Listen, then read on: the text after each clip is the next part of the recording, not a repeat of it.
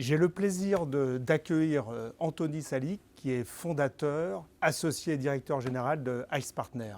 Est-ce que tu peux déjà présenter ton cabinet et nous dire en quoi finalement, d'après toi, quelle est l'évolution de la perception des entreprises sur la protection sociale complémentaire? Nous sommes un cabinet spécialisé sur le champ de la protection sociale, donc c'est-à-dire les périmètres de la santé, prévoyance, épargne salariale, épargne retraite, et également on traite les questions autour de l'emploi et de la formation professionnelle.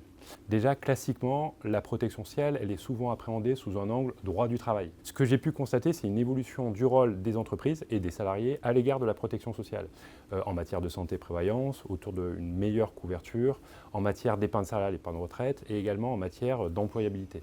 La protection sociale devient un vrai actif stratégique pour les entreprises et pour les RH.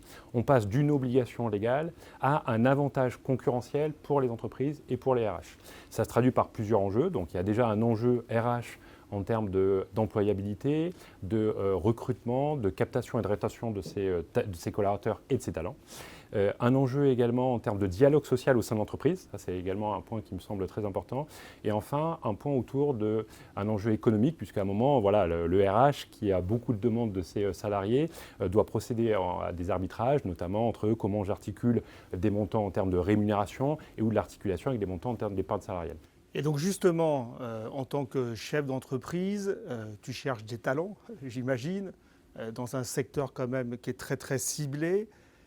Quel est ton discours vis-à-vis des salariés et qu'est-ce que tu leur apportes peut-être que d'autres entreprises n'apporteraient pas? Déjà, sur la partie santé, gros attendu de mes collaborateurs en termes de prévention. Bien sûr, il a fallu également traiter la thématique de la santé mentale. Ça, c'est sur la partie santé. Prévoyance, une bonne couverture sur les arrêts de travail. Ça, c'est également important, puisqu'on a pu avoir des cas d'arrêt de travail et le rôle et la responsabilité de l'employeur, me semble-t-il, est de bien accompagner ses collaborateurs quand il y a un moment un peu dur. Voilà. Ensuite, on a eu la question du partage de la valeur.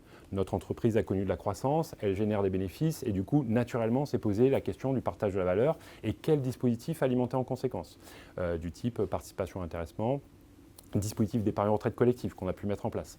Et bien sûr, ça tire un autre sujet progressivement auquel il est venu se coupler, c'est les sujets d'avantages salariés. Nous avons réalisé l'année dernière avec un institut de sondage une enquête auprès d'un panel de 1000 entreprises. Et le résultat est, j'ai envie de dire, sans appel, avec notamment un indicateur, me semble-t-il, qui parle, c'est que 8 entreprises sur 10 interrogées considèrent qu'il y a une évolution des attendus des collaborateurs à l'égard de la protection sociale, et en particulier sur deux pans. Le premier, c'est un attendu assez important sur la protection santé, la complémentaire santé, on va dire, et un deuxième axe qui est l'accompagnement sur les dispositifs d'épargne retraite.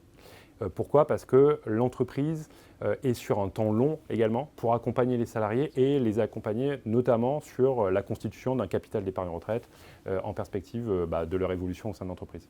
Et donc en tant que cabinet de conseil, un spécialiste de la protection sociale en entreprise, quelle est la méthode finalement, la méthodologie que le cabinet effectue pour justement faire un diagnostic et une démarche d'innovation et de pertinence de la protection sociale au sein de l'entreprise?